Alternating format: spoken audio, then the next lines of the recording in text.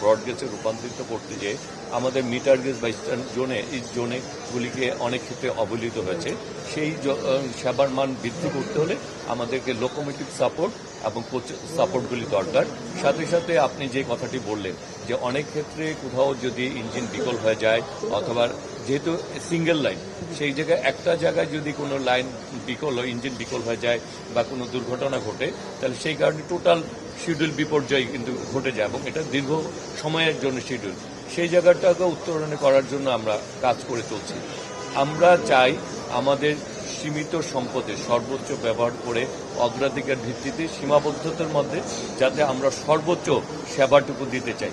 যে কারণেই কিন্তু আমরা সব জায়গায় যাওয়ার চেষ্টা করছি, ঘুরছি। আমাদের ডিপার্টমেন্টের যারা দায়িত্ব রয়েছেন তাদেরকে আমরা বলছি যে আপনারা ঢাকায় বসে কেউ বা নিজস্ব অফিসে বসে কাজ করা যাবে না, সবাইকে তার জোনে যে যে জোনের দায়িত্ব রয়েছেন সেখানে তারা নিজেরা পরিদর্শনে যেতে হবে এবং সেবাটা নিশ্চিত করতে হবে। আমাদের সীমাবদ্ধতা রয়েছে, কিন্তু সীমাবদ্ধতা নিয়ে বসে থাকলে হবে না। সেই সীমাবদ্ধতার মধ্যে আমরা যাতে সর্বোচ্চ সেবাটুকু দিতে পারি এবং আমাদের যেহেতু আমরা জনগণের ভোটে নির্বাচিত এবং সেই কারণে আমাদের জনগণের কাছে আমাদের জবাবদিহিতা রয়েছে। সেই জবাবদিহিতার জায়গা থেকে আমাদেরকে চেষ্টার অথবা কোনো কমতি থাকা যাবে না, দায়িত্বের কোনো অবহেলা আমরা মেনে নিব।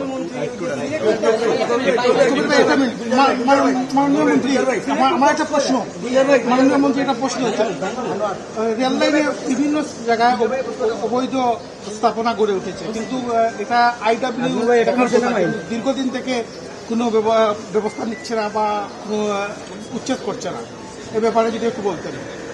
আমরা ইতিমধ্যে সরকারের তরফ থেকে আমাদের যত ধরনের বেদখল যে রেলের যেসব জমি বেদখল হয়েছে সেগুলিকে আমরা দখলমুক্ত করার জন্য কিন্তু আমরা নির্দেশনা দিয়েছি এবং সেই নির্দেশনাগুলি আমার মনে হয় যে একেবারে মাঠ পর্যায়ে চলে আসবে যে আমরা রেলের কোনো সরকারি কোনো সম্পত্তি সে যেই দখল করুক তাকে সেই জায়গা থেকে দখলমুক্ত করতে উচ্ছেদ করতে হবে এবং এই ব্যাপারে আমরা খুব কঠোর। আমাদের প্রথমে বলছি যে আমাদের লোকোমোটিভের সংকট রয়েছে।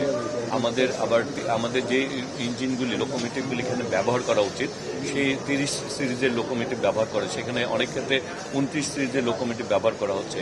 আবার যেখানে আমাদের দেখা যাচ্ছে যে আমার 30 বা 35টা লোকোমোটিভ দরকার, অনেক ক্ষেত্রে দেখা যাচ্ছে যে আমি 14টা বা 15টা ভালো পর্যায়ে রয়েছে, বাকিগুলি অনেকটা রিপেয়ারিং করে বা মেরামত করেই কাজগুলি চালানো হচ্ছে। মানে আমরা আসলে যে কাজগুলি আমাদের সমস্যা রয়েছে, কিন্তু আমাদের কথা হচ্ছে যে আমরা শুধু সমস্যা নিয়ে বসে থাকার রাজি না, আমরা সমস্যার সমাধান করতে চাই। তারপরেও আমাদের যতটুকু এই পর্যায়ে বর্তমান পর্যায়ে রয়েছে সেই জায়গায় যাতে দায়িত্বের কোনো ঘাটতি না থাকে।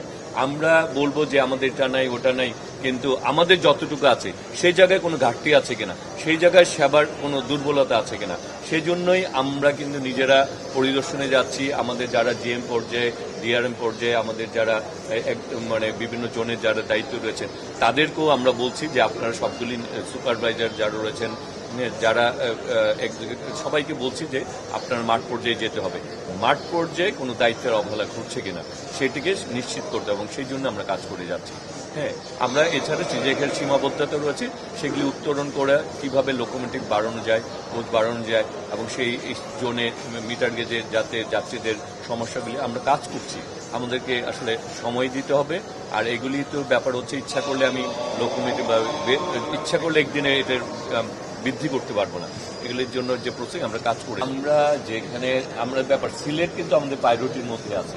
সিলেটকে আপনারা যেভাবে ঢাকা, চিটাগাং, ঢাকা, কক্সবাজার, ঢাকা, সিলেট, হ্যাঁ, এগুলি কিন্তু প্রায়োরিটির মধ্যে আছে। সুতরাং যেগুলি প্রায়োরিটির মধ্যে আছে এবং মাননীয় প্রধানমন্ত্রীও কিন্তু সিলেটকে গুরুত্ব দিচ্ছেন। আপনারা ইতিমধ্যে উনি এই এলাকায় সিলেট ঘুরে গিয়েছেন, উনিও কিন্তু প্রায়োরিটির মধ্যেই সিলেট রয়েছে। সুতরাং সিলেটের গুরুত্ব আমাদের কাছে আছে, সেই গুরুত্ব অনুযায়ী আজকে এখানে আমাদের জিএম রয়েছেন, দায়িত্বশীল কর্মকর্তা সবাই এখানে রয়েছেন। সুতরাং আমার মনে হয় যে যেখানে ঈদের সময় যে সাপোর্টটা দরকার, এক্সট্রা কোচ বা এক্সট্রা লোকোমোটিভ সাপোর্টটা দেওয়ার জন্য আমরা ইতিমধ্যে নির্দেশনা দিয়েছি। এখন এই মুহূর্তে আমরা চালু করতে পারবো এরকম কথা দিচ্ছি না। আমাদের লোকোমোটিভ আমরা এই বা কোচ যদি আমরা সাপোর্ট পাই হ্যাঁ, এবং আমরা ওইটা তাহলে করতে পারি তখন এই ইনশাল্লাহ আপনারা সেটা পাবেন। সিলেটেও আমরা ব্রড গেজ ডাবল ডুয়েল গেজের যে কাজগুলি সেগুলি আমরা আমাদের প্রধানমন্ত্রীর নির্দেশনার পর এগুলি সমীক্ষা পর্যায়ে রয়েছে, কাজগুলি আমরা দেখব এইগুলিও মানে কিভাবে বাস্তবায়ন করা যায়। কারণ ইতিমধ্যে আপনার একটা প্রশ্ন এসেছে যে এক জায়গায় একটা ইঞ্জিন নষ্ট হয়ে গেলে দেখা যায় দীর্ঘমেয়াদী একটা শিডিউল বিপর্যয় ঘটে। সুতরাং এই জায়গায় উত্তরণ করতে হলে তবে ব্যাপারটা হচ্ছে একটি কথা মনে রাখতে হবে যে ইচ্ছে করলে রেলের যে কোনো পরিবর্তন আমরা একদিনে বা এক মাসে করে ফেলতে পারবো।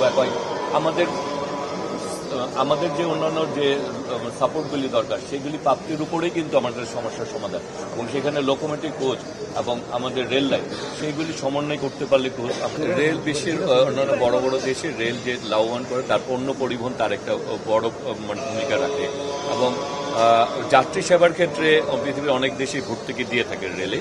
হ্যাঁ, আমরা মনে করি রেলকে লাভবান করতে হলে আমাদের পণ্য পরিবহনের দিকেও আমাদেরকে নজর দিবে, সেই দিকেও আমাদের নজর আছে যে পণ্য আমাদের কিভাবে এটাকে বৃদ্ধি করা যায়, সেখান থেকে রেল কীভাবে লাভবান আসতে পারে, আর যাত্রী সেবার মানটাও কিভাবে বৃদ্ধি করা যায়।